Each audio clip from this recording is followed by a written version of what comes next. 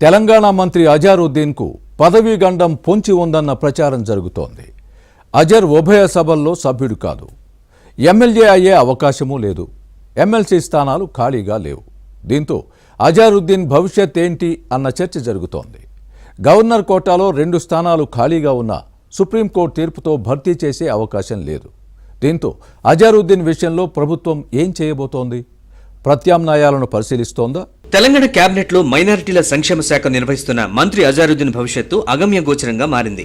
ముఖ్యమంత్రి రేవంత్ రెడ్డి మంత్రివర్గంలో అనూహ్యంగా పదవి దక్కించుకున్న అజర్కు చట్టసభల్లో సభ్యత్వం లేకపోవడంతో సమస్య వస్తోంది.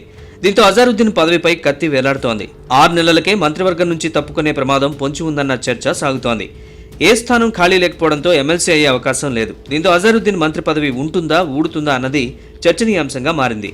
హైదరాబాద్ జూబ్లీహిల్స్ ఉప ఎన్నికల్లో సీటు ఆశించిన అజారుద్దీన్ కాంగ్రెస్ అధిష్టానం మంత్రి పదవి ఇచ్చి బుజ్జగించింది. గతేడాది అక్టోబర్ 31న ప్రమాణ స్వీకారం చేశారు. శాసనసభ శాసన మండలిలో సభ్యత్వం లేకుండా మంత్రి అయిన వారు 6 నెలల్లో ఏదో ఒక సభకు ఎన్నికవ్వాలి.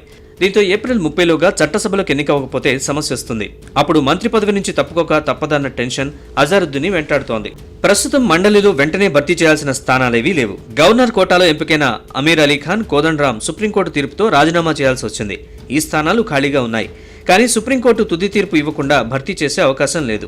అజారుద్దీన్ మంత్రివర్గంలోకి తీసుకోవడానికి ముందే ఎమ్మెల్సీ పదవి ఇవ్వాలని ప్రభుత్వం నిర్ణయించింది.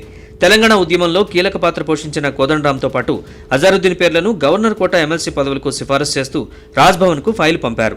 కానీ సుప్రీంకోర్టు తీర్పు పెండింగ్లో ఉండడంతో గవర్నర్ నిర్ణయం తీసుకోలేదు. కల్వకుంట్ల కవిత రాజీనామాను మండలి చైర్మన్ ఆమోదించడంతో నిజామాబాద్ స్థానిక సంస్థల ఎమ్మెల్సీ స్థానం ఖాళీ అయింది. కానీ లోకల్ బాడీస్ ప్రజాప్రతినిధుల పదవీకాలం ముగియడంతో ఈ సంస్థలన్నీ ప్రత్యేక అధికారుల పాలనలో ఉన్నాయి. దీంతో స్థానిక సంస్థల ఎన్నికల్ని నిర్వహించకుండా ఈ స్థానాన్ని భర్తీ చేసే అవకాశం లేదు. ఈ ఏడాది నవంబర్లో 3 సీట్లు ఖాళీ అవుతాయి. కానీ అజారుద్దీన్ ఏప్రిల్ 30లోపే ఎమ్మెల్సీగా ఎన్నిక కావాల్సి ఉంది. అంటే ఈలోపు గవర్నర్ కోటా స్థానాల విషయంలో సుప్రీంకోర్టు నుంచి భర్తీకి గ్రీన్ సిగ్నల్ రాని పక్షంలో అజారుద్దీన్ మంత్రి పదవి నుంచి తప్పుకోక తప్పదు. అయితే ఈ పరిస్థితిని అధిగమించే అవకాశాలపై అటు సీఎంతో పాటు ఇటు టీపీసీసీ చీఫ్ మహేష్ కుమార్ గౌడ్ పరిశీలిస్తున్నారు. అనివార్య పరిస్థితుల్లో రాజీనామా చేస్తే తిరిగి మళ్లీ మంత్రివర్గంలోకి తీసుకుంటారా, మంత్రి పదవి 6 నెలల ముచ్చటగానే మారుతుందా అన్న టెన్షన్ అజారుద్దీన్లో పెరుగుతోంది. ఏం జరుగుతుందో చూడాలి.